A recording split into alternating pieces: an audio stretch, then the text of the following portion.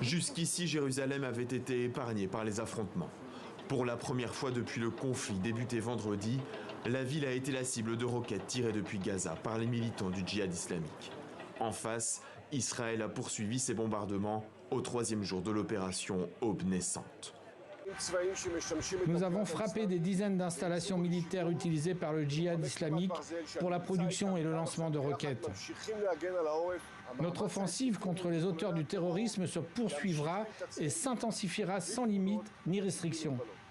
L'armée israélienne affirme avoir neutralisé des chefs militaires du djihad islamique, dont Khaled Mansour.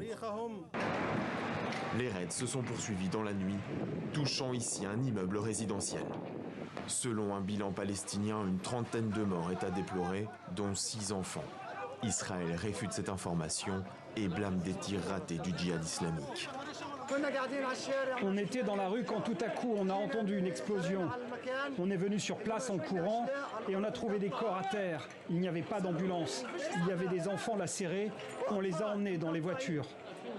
L'Égypte tente de jouer les intermédiaires, mais désamorcer la situation prendra du temps. L'État hébreu se dit prêt à une semaine d'hostilité.